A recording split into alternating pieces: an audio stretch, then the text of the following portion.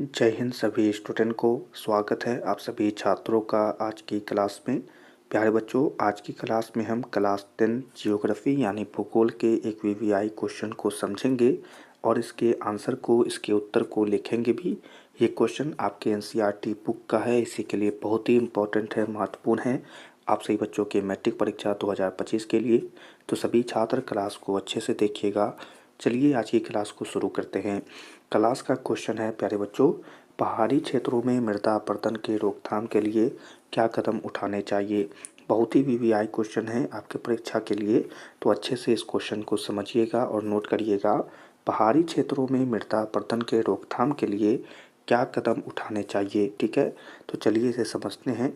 उत्तर में जो बातें हैं पहले उसे समझेंगे प्यारे बच्चों, कि मृदा के कटाव और उसके बहाव की प्रक्रिया को मृदा अपरदन कहते हैं, ठीक है। अच्छे से समझेंगे कि मृदा के कटाव और उसके बहाव की प्रक्रिया को क्या कहते हैं, तो मृदा अपरदन कहते हैं। तो अगर आपसे यह प्रश्न पूछे कि मृदा अपरदन किसे कहते हैं, तो क्या कहिएगा कि मृदा के कटाव और उसके बहाव की प्रक्रिया क्या कहलाती है, तो मृदा अपरदन कहलाती है, ठीक है। चलिए आगे समझेंगे प्यारे बच्चों। विभिन्न मानवीय तथा प्राकृतिक कारणों से मृदा अपरदन होता रहता है। पहाड़ी क्षेत्रों में मृदा अपरदन के रोकथाम के लिए निम्नलिखित तरीके अपनाए जाने चाहिए। यहाँ पर अच्छे से बताया जा रहा है कि विभिन्न मानवीय यानी मानव द्वारा, इंसानों द्वारा तथा प्राकृतिक यानी कि प्रकृति के द्वारा प्राकृतिक कारणों से मृदा अपरदन होता रहता है, यानी कि मृदा अपरदन की घटना होती रहती है पहाड़ी क्षेत्रों में। यानी कि हमें मृदा अपरदन कहाँ देखने को मिलेगा, पहाड़ी क्षेत्रों में यह प्रक्रिया या क्रिया देखने को मिलती है कि पहाड़ी क्षेत्रों में मृदा अपरदन के रोकथाम यानी उसे रोकने की, उसे कम करने की, किसे मृदा अपरदन को कम करने की, उसे रोकने की रोकथाम के लिए निम्नलिखित तरीके अपनाए जाने चाहिए। तरीकों से क्या मतलब है प्यारे बच्चों, यानी कि वैसी व्यवस्था करनी चाहिए या वैसे कुछ काम करने चाहिए जिससे मृदा अपरदन पर रोकथाम लगे, उसकी हम कम कर सके, ठीक है। चलिए आगे समझेंगे प्यारे बच्चों वो कौन सी बातें हैं, ठीक है। तो पहले यहाँ पर देखेंगे, पहले यहाँ पर समझेंगे प्यारे बच्चों, ठीक है। यहाँ पर अगर इसे सही कर लें थोड़ा सा, ठीक।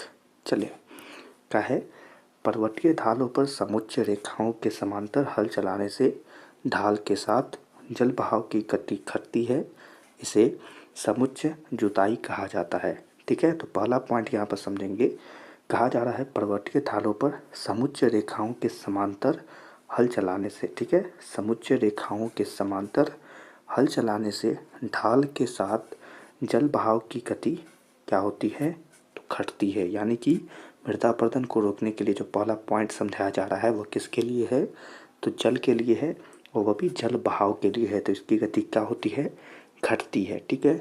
इसे समुच्चय जुताई कहा जाता है। बहुत से बच्चे इन सभी बातों को अच्छे से समझते होंगे, ठीक है। चलिए अगले पॉइंट को यहाँ पर समझेंगे। अगला पॉइंट है प्यारे बच्चों, पर्वतीय ढालों पर क्या है, पर्वतीय ढालों पर सीधी धार से खेत बनाकर अवनालिका अपरदन को रोका जा सकता है, ठीक है। पहले यहाँ पर अगर इस पॉइंट को समझेंगे तो क्या कहा जा रहा है कि पर्वतीय ढालों पर सीढ़ीदार खेत बनाकर, सीढ़ीदार खेत बनाकर अवनालिका अपरदन को रोका जा सकता है। पश्चिमी और मध्य हिमालय में सोपान अथवा सीढ़ीदार कृषि भी काफ़ी विकसित है। तो यहाँ पर आपको बताया जा रहा है कि यह कृषि कहाँ विकसित है, तो पश्चिमी और मध्य हिमालय में सोपान, इस कृषि के तरीका को क्या कहा जाता है, सोपान कहा जाता है। अथवा यानी, अथवा मतलब यानी तथा सीढ़ीदार कृषि भी काफ़ी विकसित है, सीढ़ीदार कृषि काफ़ी विकसित है, ठीक है। तो यह भी मृदा अपरदन के रोकथाम में काफ़ी सहायक होता है, सीढ़ीदार कृषि, तो याद रखिएगा, ठीक है। चलिए अगले पॉइंट को यहाँ पर देखेंगे। तो अगला पॉइंट है प्यारे बच्चों, पर्वतीय क्षेत्रों में पट्टी कृषि के द्वारा मृदा अपरदन को रोका जा सकता है। अगला क्या है, तो पट्टी कृषि, ठीक है। पीछे हमने क्या पढ़ा, सीढ़ीदार कृषि, और यहाँ पर क्या पढ़ रहे हैं, तो पट्टी कृषि के द्वारा मृदा अपरदन को रोका जा सकता है, ठीक है। इसमें बड़े खेतों को पट्टियों में बांटा जाता है, क्या किया जाता है, तो बड़े खेतों को पट्टियों में बांटा जाता है, ठीक है। तो इसीलिए इसे क्या कहते हैं, पट्टी कृषि कहते हैं, ठीक है। चलिए अच्छे से समझते होंगे। अगला पॉइंट यहीं पर जो है कि फसलों के बीच में घास की पट्टियाँ उगाई जाती है, ये पवनों द्वारा जनित बल को कमज़ोर करती है। बहुत ही अच्छा पॉइंट है समझने के लिए कि फसलों के बीच में घास की खेती की जाती है। ठीक है, घास की पट्टियाँ उगाई जाती है, यानी घास को क्या किया जाता है, उगाया जाता है। ठीक है प्यारे बच्चों, घास को उगाई जाती है ये पवनों द्वारा, यानी कि ये जो हवा आता है, ठीक है, हवा जो चलता है तो पवनों द्वारा जनित बल को कमज़ोर करती है। तो ये भी मृदा अपरदन के रोकथाम में सहायता प्रदान करता है। तो याद रखिएगा, यहाँ पर क्या हो जा रहा है, तो पट्टियाँ उगाई जाती है, यहाँ पर कृषि उगे जाता है, तो घास को उगाते हैं मृदा अपरदन को रोकने के लिए। ठीक है, तो चलिए अगला पॉइंट समझेंगे। यहाँ पर अगला पॉइंट है, पर्वतीय ढालों पर बांध बनाकर जल प्रवाह को समुचित ढंग से खेती के काम में लाया जा सकता है। मृदा रोधक बांध अवनालिकाओं के फैलाव को रोकते हैं। यानी कि अगला पॉइंट क्या है कि पर्वतीय ढालों पर बांध बनाकर, बहुत बच्चे, हमें यह आशा है कि सभी बच्चे बांध समझते होंगे। बांध किसे कहा जाता है, बांध क्या होता है प्यारे बच्चों, इस प्रकार से दीवार बनाकर इसके पीछे क्या करते हैं, तो इसके पीछे जल को रोकते हैं, पानी को रोकते हैं, इसी को बांध कहते हैं, जो जल को अपने अंदर रोक कर रखता है और आवश्यकता पड़ने पर जल का बहाव खोलता है। ठीक है, इसी को क्या कहते हैं, तो बांध कहते हैं। तो यहाँ पर यही कहा जा रहा है कि बांध बनाकर जल प्रवाह को समुचित ढंग से, यानी कि एक सिस्टम के द्वारा खेती के काम में लाया जा सकता है। मृदा रोधक बांध, अच्छे से समझे, मृदा रोधक बांध अवनालिकाओं के फैलाव को रोकते हैं। यानी कि यहाँ पर यह बांध भी क्या कर रहा है, तो यह मृदा अपरदन के रोकथाम में क्या प्रदान कर रहा है, सहायता प्रदान कर रहा है। ठीक है, तो चलिए अगला पॉइंट देखें, यहाँ पर कुछ है, तो चलिए यहीं पर ये पॉइंट सब समाप्त होते हैं। सही बच्चे अच्छे से समझे होंगे। चलिए एक बार आप सही बच्चों को रिवाइज करा देते हैं। तो आज की क्लास का क्वेश्चन था प्यारे बच्चों कि पहाड़ी क्षेत्रों में मृदा अपरदन के रोकथाम के लिए क्या कदम उठाने चाहिए, और हमने इन्हीं सब पॉइंट को अभी समझा था कि पहाड़ी क्षेत्रों में मृदा अपरदन के रोकथाम के लिए क्या कदम उठाने चाहिए।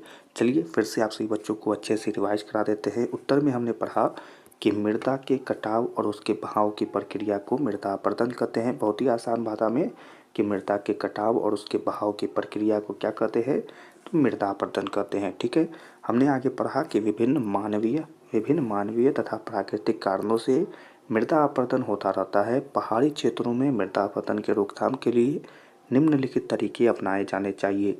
यहाँ पर हमने पढ़ा कि विभिन्न मानवीय तथा प्राकृतिक कारण हो सकते हैं मृदा अपरदन के, और मृदा अपरदन हमें ज़्यादातर पहाड़ी क्षेत्रों में देखने को मिलता है, और इसके रोकथाम के लिए हम कुछ तरीक़ों के बारे में जाने थे। ठीक है, चलिए वो तरीक़ों के बारे में जानते हैं प्यारे बच्चों। तो पर इसे यहाँ पर अगर सही कर लेते हैं थोड़ा, ठीक है। चलिए, तो हमने पहले पढ़ा प्यारे बच्चों कि पर्वतीय ढालों पर समुच्च रेखाओं के समांतर हल चलाने से ढाल के साथ जल बहाव की गति घटती है, इसे समुच्च जुताई कहा जाता है।